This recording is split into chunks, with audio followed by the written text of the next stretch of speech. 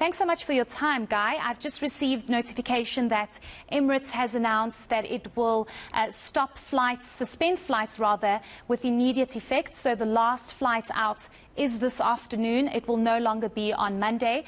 What kind of implications does this have for many South Africans trying to either get into the country or out of the country with these airlines cancelling? Yeah, hi Heidi, nice to be with you. Well, the obvious answer to that is it's absolutely disastrous. You know, this has been a completely unexpected and earlier, the fourth wave or the fifth wave clampdown. I think people were expecting perhaps a resurgence of the fifth wave in December. So people have been stranded literally all over the world. I think the only benefit that one might at a huge stretch find here is that SAA may be forced to start doing repatriation flights again. Already we've seen signs of many airlines flying empty legs one way just to get people back. So it's very bad for the airline industry, but obviously most significantly, it's extremely bad for the tourism recovery that the whole of the South African tourism industry was counting on so heavily over this Christmas period. Yes, sure. It's actually interesting you mentioned SAA because me being me, I already asked SAA if they would consider repatriation, and we've been told that they still need to confirm and look into that, and they will communicate accordingly. But I just want to go a little bit more deeper into how unfair this could possibly be, or rather is, for South Africans, many being stuck, many not having any time to plan.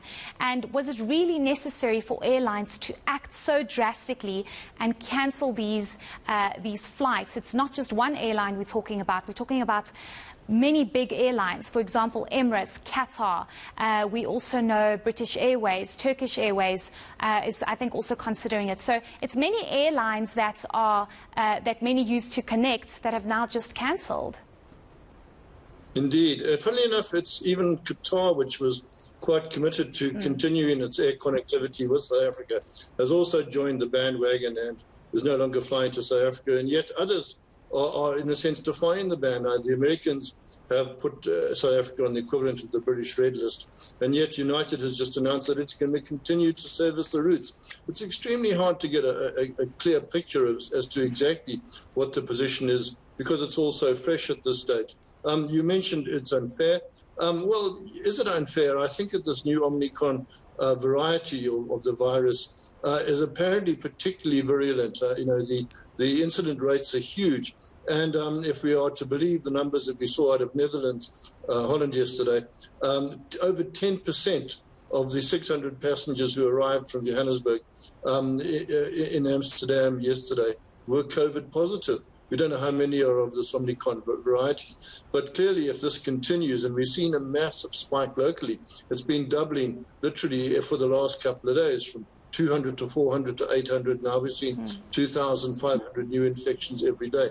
It looks like we really are in the middle of yet another crisis. And it's not for me, certainly, to say whether the airlines are overreacting. I think that there is also a strong subtext going on that Africa has been unfairly picked on or selected in this whole area, because the virus is certainly not South African. It's not the South African variant. But it does seem to me that they're jumping on, first and foremost, closing down most of the African routes into Europe, and for that matter into the States. There is an element of unfairness about that, but it's too early for us to tell whether there's an overreaction or not at this stage.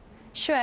In the last minute that I have with you, Guy, we do understand that it's an industry that has truly suffered and has been on its knees because of the various lockdowns. Do you think that these airlines have had no other choice but to impose these restrictions and these travel bans, given that the various governments around the world are saying we're not accepting citizens from most of southern Africa? Do you think that they are in a position to do so, or actually just have no choice? Oh, I firmly believe that the airlines have no choice. If people aren't permitted to travel, they simply cannot travel. So therefore, the airlines are not going to continue to operate with empty flights. There's no more disastrous way for an airline to lose money than to fly empty flights. And we're already seeing so-called dead legs with airlines flying completely empty aircraft, essentially repositioning aircraft around the world. So that's continued to cause them huge financial losses. It'll also probably further set back any hope for recovery of SAA enormously, and obviously continue to impact the South African domestic tourist market, because I notice that there's very real fear that we're going to look at interprovincial cross-provincial border travel bans as well. All of this will be disastrous for the South African economy. Sure, definitely. Thank you so much for your insights.